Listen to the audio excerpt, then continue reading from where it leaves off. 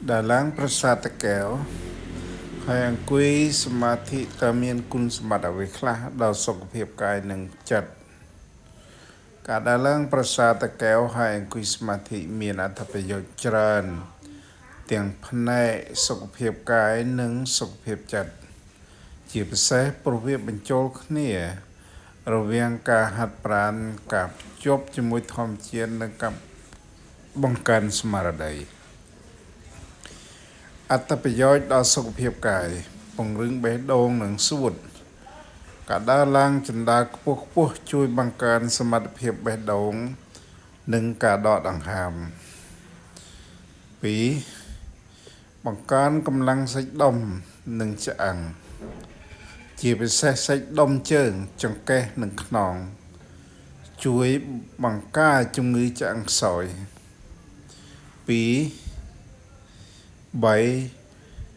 ជួយដុតខ្លាញ់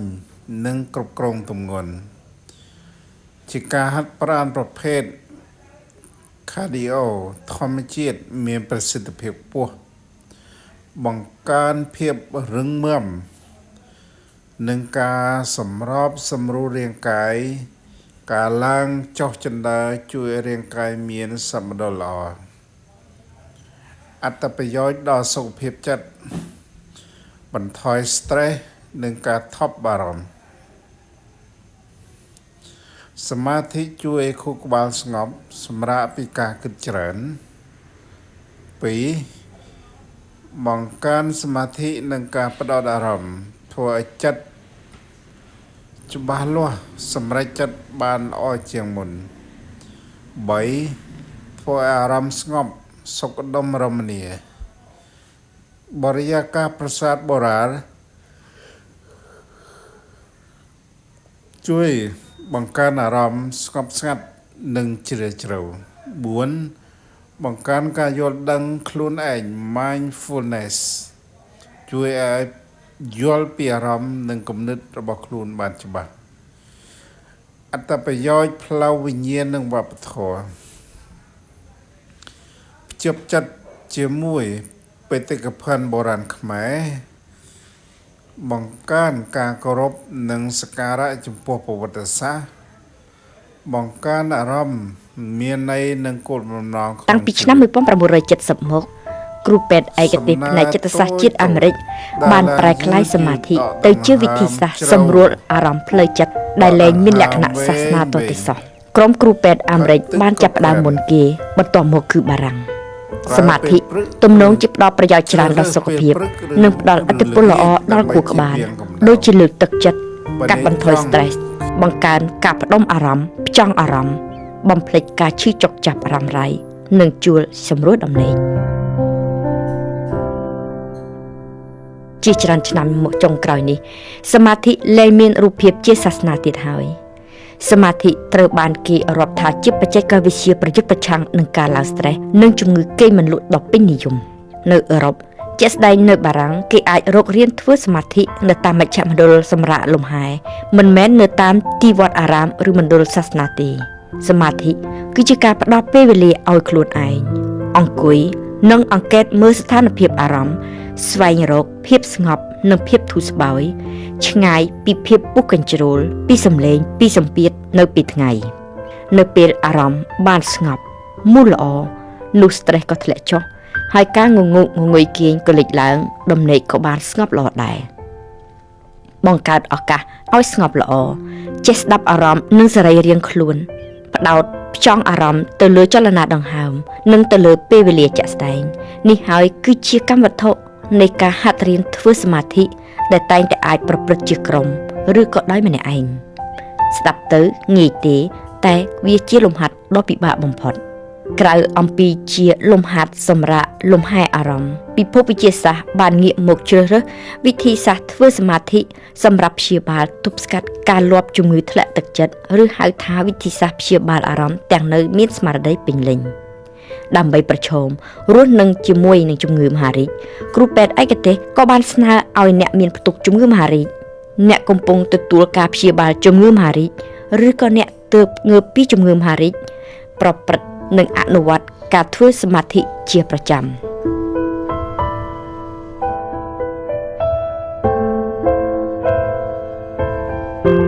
នៅពេលនេះគ្រប់គ្នាកំពុងតែចាប់អារម្មណ៍នឹងការធ្វើសមាធិដើម្បីកាត់បន្ថយភាពចាស់ជរានៃខួរក្បាលស្រទាប់ប្រព័ន្ធកោសិកាប្រព័ន្ធប្រសាទដ៏ក្រាស់ឃ្មឹកនៅក្នុងលាក្បាលមនុស្សមាននិន្នាការស្រកចុះទៅតាមភាពចាស់ជរារបស់យើងការធ្វើសមាធិពន្យឺតការស្រទាប់ប្រព័ន្ធប្រសាទផងហើយទន្ទឹមពេលជាមួយគ្នានោះវាក៏អាចកាត់បន្ថយល្បឿននៃភាពចាស់ទ្រុឌទ្រោមរបស់ខួរក្បាលទៀតការសិក្សាលើខួរក្បាលអ្នកធ្វើសមាធិជាច្រើនឆ្នាំនិងជាច្រើនម៉ោងបានបង្ហាញថា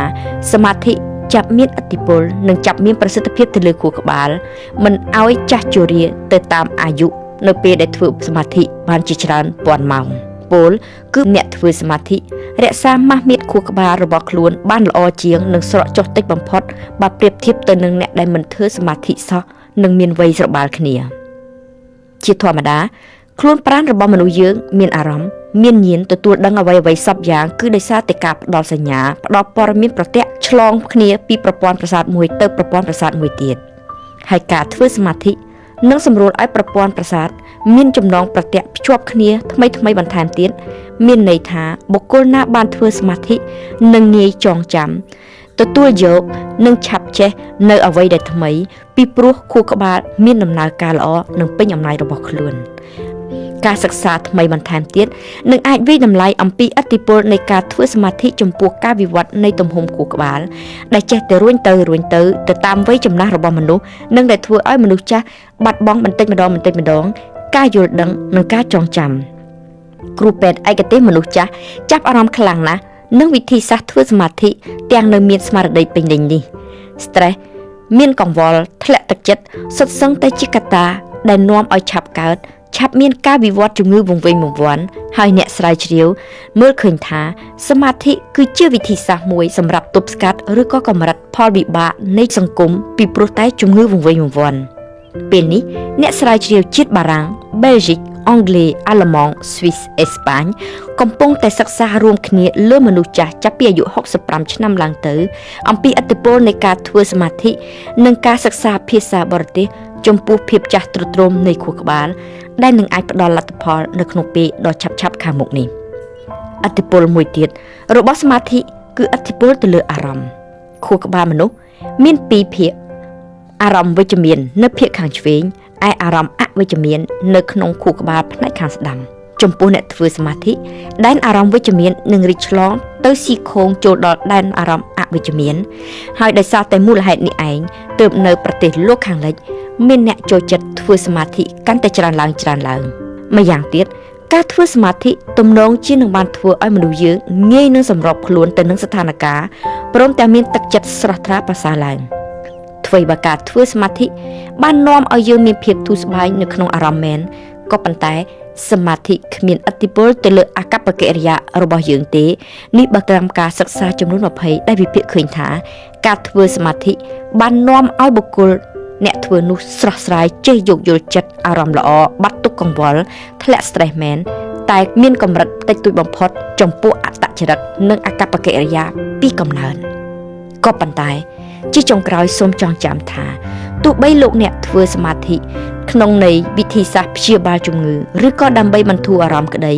ក៏សមាធិអាចមានប្រសិទ្ធភាពលើកឹកណាតែអ្នកអនុវត្តបានធ្វើជាប្រចាំដោយញឹកញាប់ឬកាន់តែប្រសើរបំផុតត្រូវធ្វើជារៀងរាល់ថ្ងៃ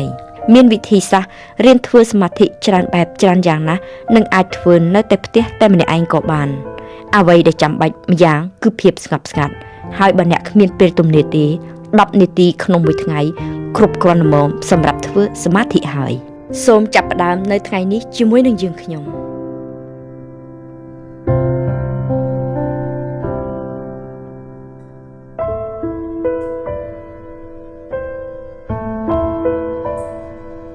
ជ្រើសរើសភាពស្ងប់ស្ងាត់គ្មានទូរទស្សន៍គ្មានទូរស័ព្ទសូមស្ដាប់និងនៅជាមួយនឹងខ្លួនអ្នក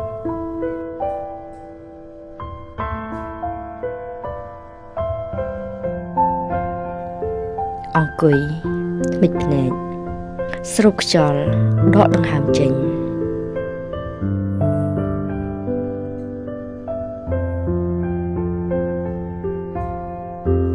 ផ្ដោតអារម្មណ៍តែទៅលើចលនាដង្ហើម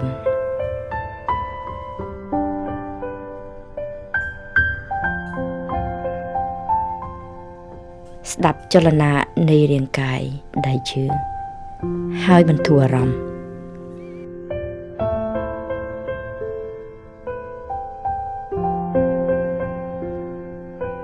ដកដង្ហើមវែងវែង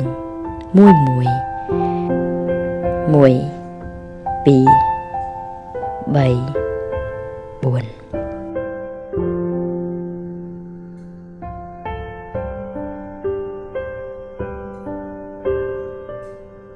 តាមដំណើរខ្យល់ដកដង្ហើមរបស់អ្នកដែលចូលតាមរន្ធច្រមុះរួចធ្លាក់ចូលទៅដល់ក្នុងពោះ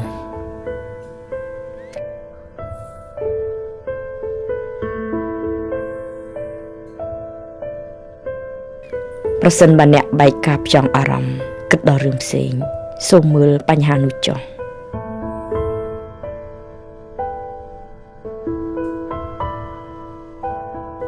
ហើយងាកមករាប់អំពីចលនាដង្ហើមរបស់យើងវិញបន្តស្រូបនិងដកដង្ហើមវែងវែងសូមកុំចោះចាញ់នៅពេលបែកអារម្មណ៍ដាស់ស្មារតីអ្នកត្រឡប់មកស្ដាប់ចលនាដង្ហើមវិញ